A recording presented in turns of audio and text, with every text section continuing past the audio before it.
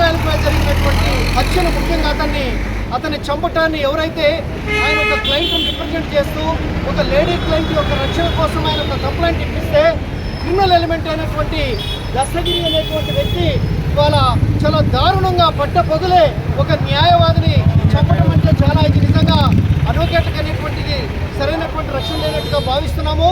మేము గత అనేక సంవత్సరాల నుంచి కూడా బార్ కౌన్సిల్ ఆఫ్ ఇండియా మేము బార్ కౌన్సిల్ మెంబర్సము, హైకోర్టు ఎగ్జిక్యూటివ్ మనం లాయర్లందరం కూడా అడ్వకేట్ ప్రొటెక్షన్ యాక్ట్ కావాలని చెప్పేసి సెంట్రల్ గవర్నమెంట్ని స్టేట్ గవర్నమెంట్ని రిక్వెస్ట్ చేస్తున్నాము. అయినప్పుడు కూడా ఇంతవరకు యాక్ట్ అనేది అమల్లోకి రాకపోయేసరికి ఇవాళ నేరస్తులు పెట్టలేకపోతున్నారు. న్యాయవాదులు రాజ్యాంగ పరిరక్షణ కోసం స్టాట్యూటరీ డ్యూటీ చేసి న్యాయం కోసం పోరాడుతున్నటువంటి న్యాయవాదులకు వాళ్ళ మీద దాడులు చేయటం, కుటుంబ సభ్యుల మీద దాడి చేయటం, ఈవెన్ హత్య కూడా చేయటం అనేటువంటిది చాలా విచారకరం. ఇవాళ ఈ పరిస్థితిని చూస్తే ఈ దేశంలో ఉన్న 27 లక్షల మంది లాయర్లు ఎవరు కూడా న్యాయవాది వృత్తి చేసేటువంటి పరిస్థితి లేదు. తెలంగాణలో ఉన్నటువంటి 65,000 మంది లాయర్లు కూడా ఇలా భయభ్రాంతులుగా ఉన్నటువంటి పరిస్థితి. ఒక రౌడీ షీటర్ మీద కేసు వేయాలంటే ఎప్పుడు ఎవరు దాడి చేస్తారో, ఒక మర్డర్ మీద కేసు వేయాలంటే, ఎవరైనా ప్రభుత్వ అధికారంలో ఉన్నటువంటి వాళ్ళ మీద కేసులు వేయాలంటే కూడా ఒక క్రైమ్ రక్షణ లేకపోవడం వల్ల చాలా ఇబ్బంది జరుగుతుంది. ఈ సందర్భంలో ముఖ్యమంత్రి శ్రీ రేవంత్ రెడ్డి గారిని మేము ఒకటే కోరుకుంటున్నాము. వారిని ఖచ్చితంగా మేమందరం రిక్వెస్ట్ చేసేది ఏంటంటే, ఆల్రెడీ అడ్వకేట్ ప్రొటెక్షన్ యాక్ట్ తయారు చేశారు, అది ఏదో రిఫరెన్స్ కూడా అయింది. బార్ కౌన్సిల్ నుంచి కూడా మేము దానికి సంబంధించిన సలహాలు ఇచ్చాము. ముఖ్యమంత్రి గారి మీద మాకు నమ్మకం ఉంది. రేవంత్ రెడ్డి గారు కూడా అన్ని సమస్యలు తెలిసిన వాళ్ళు. అడ్వకేట్లు ముఖ్యంగా వాళ్ళందరినీ రక్షించుకోకపోతే రేపు గవర్నమెంట్ కూడా రక్షించుకునేటువంటి పరిస్థితి ఏర్పడుతుంది. సమస్యలు ఎవరు వచ్చినా, ఒక ఇంట్లో కుటుంబ సభ్యులు రాకపోయినా, బ్రదర్సు సిస్టర్సు అమ్మ నాన్న రాకపోయినా, ప్రతి సమస్యకు వచ్చేది ఒక ఫ్రెండ్ అంటే అడ్వకేట్ మాత్రమే. అటువంటి అడ్వకేట్ని ఇవాళ దాడులు చేయడం అనేటువంటిది చాలా అమానుషం. ముఖ్యమంత్రి గారిని మేము గౌరవంగా అడుగుతున్నాము, దయచేసి ఏ ఒక్కరోజు డిలే అయినా ఎవ్రీ నెల ప్రతి సంవత్సరాలు కూడా ఈ ప్రొటెక్షన్ యాక్ట్ లేకపోవడం వల్ల ఇబ్బంది అవుతుంది. కాబట్టి మేము ఇవాళ జస్ట్ కేవలం ఆ ఫ్యామిలీకి సాలిడారిటీ తెలియజేయడం కోసం ఇవాళ ఇక్కడ ప్రొటెక్ట్ చేయడం జరుగుతుంది. కాబట్టి దయచేసి అడ్వకేట్ ప్రొటెక్షన్ యాక్ట్ తొందరగిచ్చి న్యాయవాద వృత్తిని, న్యాయస్థానాల్ని, న్యాయాన్ని, ధర్మ వ్యవస్థని మొత్తాన్ని కూడా రక్షించమని చెప్పేసి ముఖ్యమంత్రి గారికి విన్నవిస్తున్నాము. అడ్వకేట్ ప్రొటెక్షన్ యాక్ట్ కావాలని చెప్పేసి తెలియజేస్తున్నాము. ప్రొటెక్షన్ యాక్ట్ కావాలి. ఈరోజు హత్య చేయబడినటువంటి ఇజ్రాయెల్ గారు వాస్తవానికి చాలా పేద కుటుంబం నుంచి వచ్చినటువంటి సీనియర్ న్యాయవాది. తను పేదల కోసం, పేదల భూములను ఎవరైతే ఆక్రమించుకుంటారో ఆ ప్రాంతంలో వాళ్ళకి రక్షణగా ఉన్నటువంటి ఒక పేదలకు సంబంధించినటువంటి న్యాయవాది. తనని ఏ రూపంలో హత్య చేసినా ఇక్కడ చంపాపేటలోనే ఆయన ఇంటి దగ్గరనే హత్య చేయడం అనేది నిజంగా రౌడీలకు కానీ, లేకపోతేటువంటి సంఘ వ్యతిరేక శక్తులకు కానీ న్యాయవాదిని తన ఇంటి నుంచి పోతుంటే వెనకన్నా ఫాలో చేసి చంపడం అనేది ఎట్లా ఉందంటే, అసలు న్యాయవాదులు ఎవ్వరు కూడా రౌడీల కేసులు చేయొద్దు, అదేవిధంగా భూ పంచాయతీలు ఉన్నటువంటి కేసులు చేయొద్దు, సపోర్ట్గా పోవద్దు. వాడు చెప్తే వినాలి. కేసులో ఏంటి అంటే, ఒక మహిళకు రక్షణ తను పోయినందుకు లేదు ఆమె నాకు కాంప్రమైజ్ చేయలేకపోతే సంప్రదాయం చంపిండి అనేది ఇప్పుడు మనకి ప్రాథమికంగా తెలుస్తున్న అంశం. కాబట్టి న్యాయవాదులు హత్య జరిగిన ప్రతి సందర్భంలో 1-2 రోజులు ప్రొటెక్ట్ చేసి దాన్ని అంతటితో ముగిస్తున్నాం. కానీ వాస్తవానికి న్యాయవాదులను హత్య చేసిన కేసులో డెఫినెట్గా వాళ్ళకి జీవిత కారాగార శిక్ష పడే విధంగా చట్టాలు రావాలని చెప్పి, అదేవిధంగా అడ్వకేట్ ప్రొటెక్షన్ యాక్ట్ తీసుకొస్తే, అడ్వకేట్ ప్రొటెక్షన్ యాక్ట్లో ఏముందని ప్రధానంగా అడ్వకేట్ల మీద దాడి జరిగినప్పుడు కాంపన్సేషన్ ఇవ్వాలని, హత్య జరిగిన కాంపన్సేషన్ ఇవ్వాలని, వాళ్ళ మీద దాడులు జరగకుండా ఆపాలి అనేటటువంటి దానికి సంబంధించిన అంశాలు ఉన్నాయి. కాబట్టి వెంటనే కేంద్ర రాష్ట్ర ప్రభుత్వాలు అడ్వకేట్ యాక్ట్ని తీసుకురావాలి. న్యాయవాదులకు ప్రొటెక్షన్గా ఆ చట్టం ఉండే విధంగా ప్రయత్నం చేయాలని, న్యాయవాదుల మీద దాడి చేసినా, హత్య చేసినా వాళ్ళకి ఎట్టి పరిస్థితుల్లో రిలీఫ్ కోర్టుల్లో దొరకకుండా మనకు ప్రయత్నం చేయడం కోసం బార్ కౌన్సిల్ కూడా మేము కూడా ప్రయత్నం చేస్తామని తెలియజేస్తాం.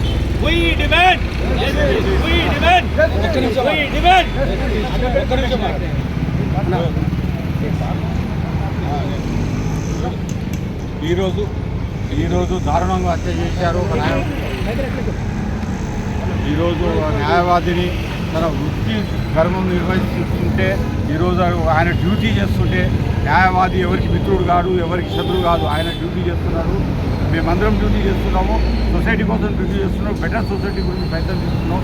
ప్రజల సమస్యలు మా సమస్యలుగా ఒక్కొక్కరు మాకు వచ్చినప్పుడు మేము ఇన్వాల్వ్ అయ్యి వాళ్ళకి హెల్ప్ చేస్తున్న సందర్భంలో మాకు ఎవరితోటి పగ ఉండదు, ఎవరితోటి మాకు వ్యక్తిగతమైన ఎటువంటి సంబంధాలు ఉండవు. ఇన్స్పైట్ ఆఫ్ దట్ వాళ్ళు కావాల్సుకొని భయభ్రాంతులు చేసేసి ఒక ఒక ఒక సిచ్యువేషన్ క్రియేట్ చేసి వాళ్ళు అప్పర్ హ్యాండ్ కావాలని కొంతమంది రౌడీలు ముఖాలుగా తయారు చేసి న్యాయ వ్యవస్థను ఈ దేశంలో అన్నిటికన్నా ఇంపార్టెంట్ వ్యవస్థ ఏదైతే ఉందో ఈరోజు డెమోక్రసీలో ఉందంటే న్యాయ వ్యవస్థ ఒకటి. ఈ వ్యవస్థతోటే సమాజం సర్వైవ్ అవుతుంది.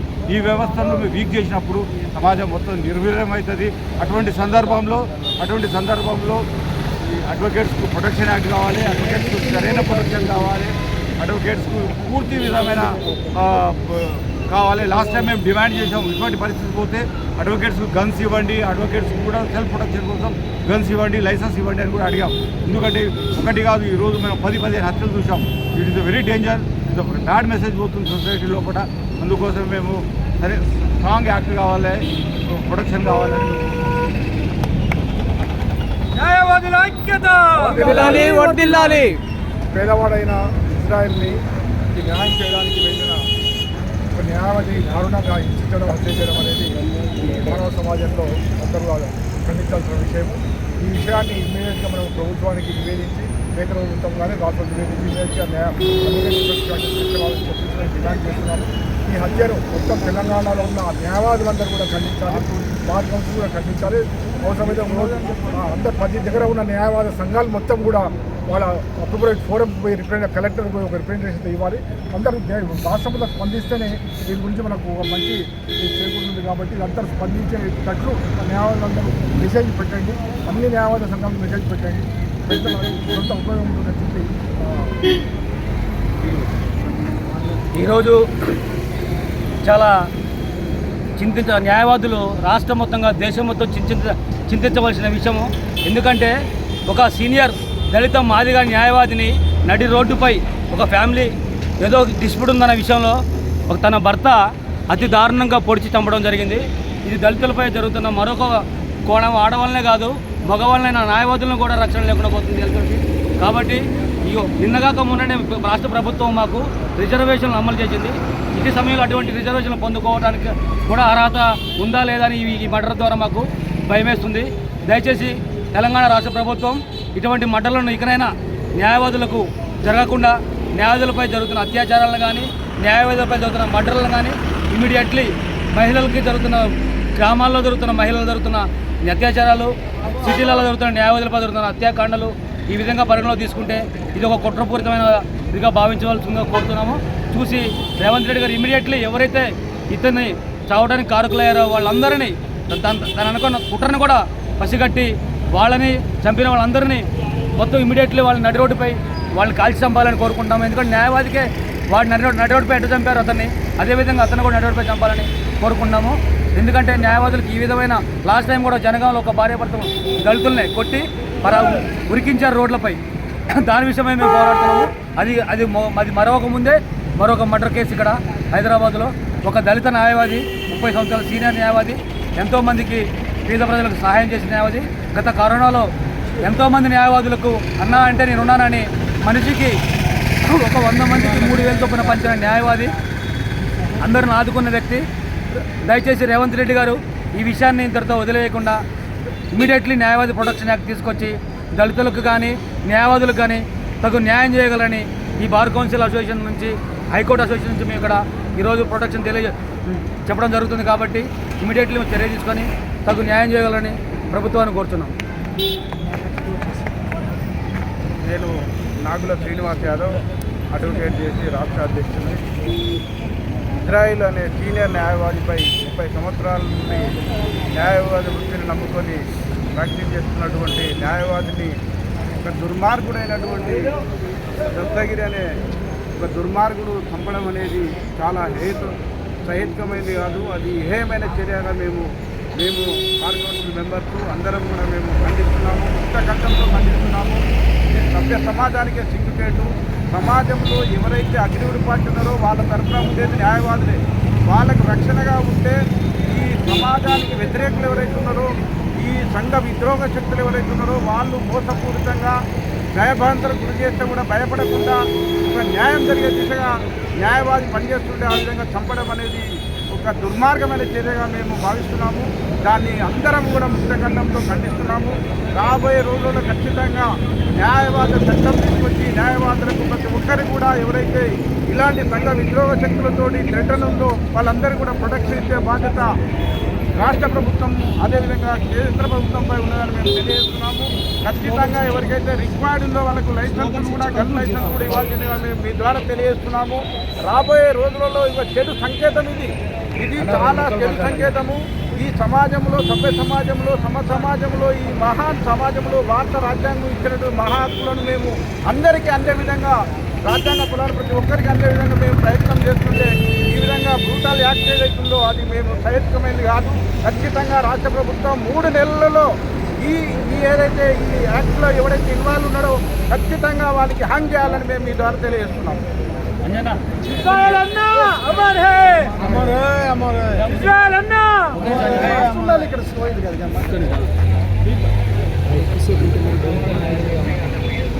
ఈరోజు ఉదయం ఇజ్రాయెల్ను దారుణంగా హత్య చేసిన హంతకులను తక్షణమే అరెస్టు చేయాలని డిమాండ్ చేస్తున్నాం. ముఖ్యంగా న్యాయవాదులకు రక్షణ చట్టం కావాలని కూడా ఎన్నో ఏళ్లుగా పోరాటం చేస్తున్నారు. ఇంతవరకు కూడా సఫలీకృతం కావాలి. ఈ ప్రభుత్వం అన్న తక్షణం ఈ బిల్లును పెట్టి ప్రొటెక్షన్ ఇవ్వాలి. ఎందుకంటే న్యాయ వ్యవస్థ మీద దాడి జరుగుతుంది. ఈ గుండాలు, రౌడీలు, సంఘ విద్రోహ శక్తులు దాడి చేస్తుంటే 65,000 మంది ఉన్న న్యాయవాదులు ఈ రాష్ట్రంలో న్యాయవాదులకు రక్షణ కల్పించలేక అనైక్యతగా తిరుగుతున్నారంటే ఇది సిగ్గుచేటు. న్యాయవాదులంతా ఏకమై ఈవెన్ బార్ కౌన్సిల్ మెంబర్స్ కానీ బార్ అసోసియేషన్ అధ్యక్షులు కానీ తక్షణమే తీర్మానాలు చేసి కలెక్టర్ గారికి, పోలీసు వ్యవస్థకు, ప్రభుత్వాన్ని, పాలకులను అలర్ట్ చేసి రక్షణ కల్పించాలి. హోమ్ సెక్రటరీ కూడా తప్పకుండా తక్షణమే దీని మీద చర్య తీసుకునేటట్టుగా ఉండాలని మేము విజ్ఞప్తి చేస్తున్నాం. లేని పక్షంలో రాబోయే కాలంలో ప్రభుత్వాలు ఖబర్దారనే లెవెల్లో న్యాయ వ్యవస్థ ఈనాడు న్యాయవంతులంతా కూడా దీని మీద స్పందించకపోతే చర్యకు పూనుకుంటారని తక్షణమే హత్య చేసిన అంతకుని తక్షణమే నిందితులను ఈనాడు ఈ విషయంలో హైకోర్టుకి విజ్ఞప్తి చేస్తున్నాను. ఈ కేసుని, ఈ మర్డర్ కేసుని సూమోటోగా తీసుకొని విచారణ చేయించాలి. అదొక పాయింట్ నెంబర్ 1. పాయింట్ నెంబర్ 2 వచ్చేసి బార్ అసోసియేషన్ కి, బార్ కౌన్సిల్ కూడా విజ్ఞప్తి చేస్తున్నాము. స్టేట్ బార్ కౌన్సిల్ అందరికీ, బార్ అసోసియేషన్ అందరికీ అక్కడ ఎవరైతే అక్యూజ్ ఉన్నారో వాళ్ళ కేసుని ఎవరు రాష్ట్రంలో టేకప్ చేయొద్దని కూడా విజ్ఞప్తి చేస్తున్నాం. ఈ 2 డిమాండ్స్ మేము అసోసియేషన్ కౌన్సిల్ కూడా విజ్ఞప్తి చేస్తున్నాం. Yes, we want justice. We want justice. We want justice. We want Advocate Protection Act. We want Advocate Protection Act. We want Advocate Protection Act. ఖండించాలి ఇజ్రాయెల్ హత్యను ముక్త కంఠంతో. ఖండించాలి. ఇజ్రాయెల్ యొక్క హత్యను ముక్త కంఠంతో. ఖండించాలి. We want justice. We want justice. We want justice. We want justice. ఖండించాలి. రాష్ట్ర ప్రభుత్వం ఖబర్దార్